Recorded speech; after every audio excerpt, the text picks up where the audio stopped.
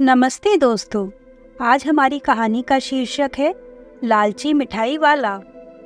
दीनपुर गांव में सोहन नाम का हलवाई रहता था। वह खूब बढ़िया और स्वादिष्ट मिठाई बनाने के लिए जाना जाता था। इसी वजह से उसकी दुकान पूरे गांव में मशहूर थी। पूरा गांव उसी की दुकान से मिठाई खरीदता था।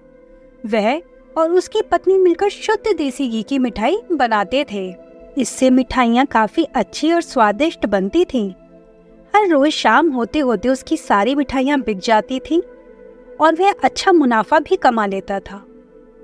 मिठाइयों से जैसे ही आमदनी बढ़ने लगी, सोहन के मन में और पैसा कमाने का लालच आने लगा। अपने इसी लालच के चलते उसे एक तरकीब सूझी। वह शहर गया और वहां से 2 चुंबक के टुकड़े लेकर आ गया।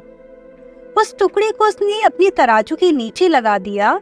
इसके बाद एक नया ग्राहक आया जिसने सोहन के पास से 1 किलो जलेबी खरीदी।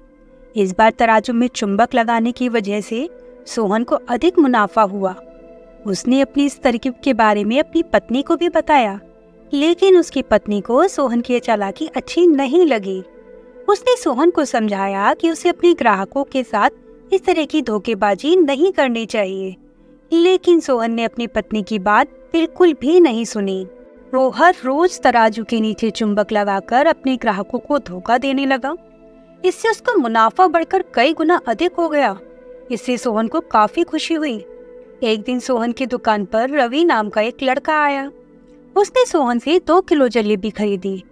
सोहन ने इसे भी चुंबक लगे तराजू से तोलकर जलेबी दे दी। रवि ने जैसे ही जलेबी उठाई, उसे लगा कि जलेबी में वजन 2 किलो से कम है। उसने अपना शक दूर करने के लिए सोहन से दोबारा से जलेबी को तोलने के लिए कहा। रवि की बात सुनकर सोहन चिढ़ गया। उसने कहा, मेरे पास इतना फालतू समय नहीं है कि मैं बार बार तुम्हारी जलेबी ही तोलता रहूं। इतना कहकर उसने रवि को वहां से जाने के लिए कह दिया।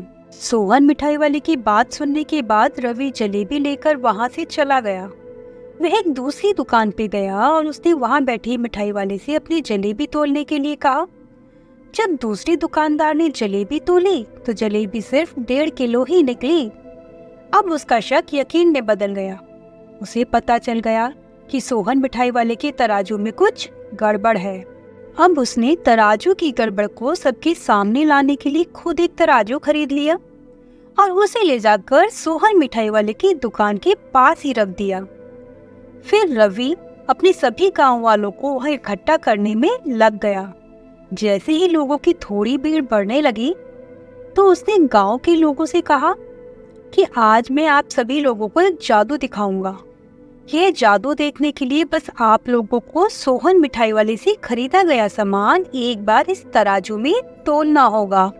तब आप लोग देखेंगे कि कैसे सोहन मिठाई वाले की तराजू से तोली गई मिठाइयाँ इस दूसरी तराजू में अपने आप ही कम हो जाती हैं।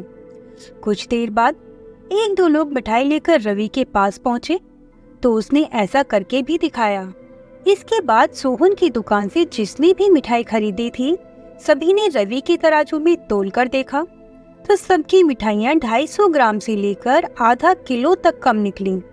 यह सब देखकर लोगों को काफी हैरानी हुई। अपनी दुकान के पास ही यह सब होता देख सोहन मिठाई वाला रवि से झगड़ा करने लगा।